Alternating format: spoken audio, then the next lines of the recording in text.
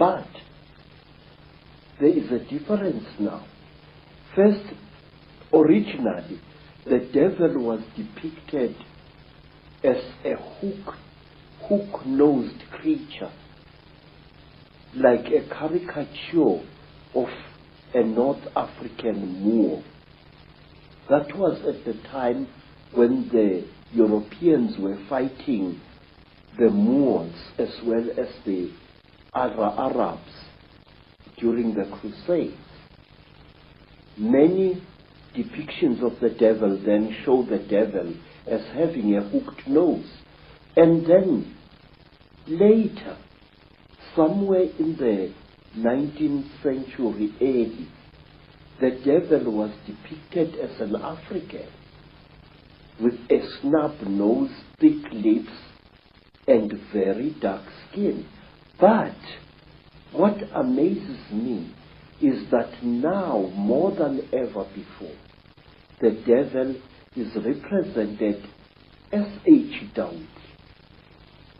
What concerns me, sir, is this, that these alien creatures are now about to reveal themselves, and they are making us aware of how they look like. If you look, for example, at bioscope films which were made in the 1950s, the 30s, and so on, depictions of space aliens of that time are ridiculous, very laughable, but not anymore, sir. Today, we are having films that depict the grey aliens exactly as they really are, and the Chitauli exactly as they really are. My question is why? Are we being prepared for a major event? And let me share this with you. The group of American people who came to visit me a week or so ago and who left a rather unveiled threat about me shutting up or else my wife will die, who warned me about a certain creature called Eleazar or Melchizedek, that this creature is watching me.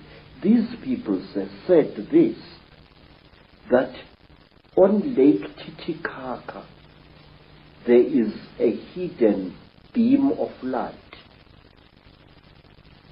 coming from the sky onto the surface of that South American lake, and that on the 9th of September 1999, something very interesting is going to happen at Titicaca.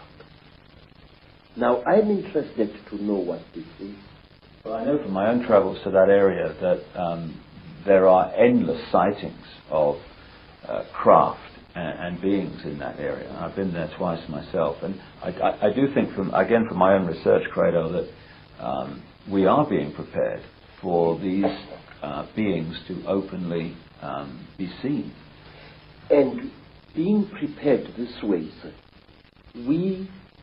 when we do see the nasties, we are not going to react to them with the fear that we would otherwise have reacted. Because now what game is someone playing? I think, sir, that they are playing the game that whoever they are, that we should accept these beings and welcome them with open arms and make them our masters. Yet again. You see, sir, there has been a steady build-up in books, in children's comics, and in other things of the fact that we must accept these creatures. It started with the film E.T., where a cute little alien creature got lost on Earth and fought hard to be accepted by human beings. I think the same thing is on the cards here. The question is why? One other thing I would just like to raise before we move into the bloodlines and their connections with the Illuminati is one thing that keeps coming up in my work is that some of these Chitahuli, these reptilians, at a high level of their hierarchy are actually white. Have you come across that? Yes. They are not white like white people. If you take white cardboard and you soak it in dirty water, that is the color you will get. That is the color of the Chitahuli. And wait, sir, let us think carefully about this. According to African storytellers, the Chitahuli have got cold blood. They feel cold very quickly. And where they dwell under the earth, where the great sun god banished them, they dwell there surrounded by great fires because their blood is cold.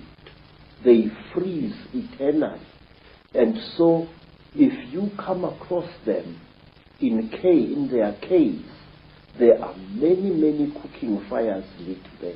That's interesting, with the symbolism of the devil being in the fires of hell. Yes, sir. Yes, sir. And there is another thing. The Chitahuli, their eyes, terrible as they are so efficient that if a Chitahuli appears suddenly into the hot African sunlight, two things happen to him. His skin dries and blisters, and he goes totally blind.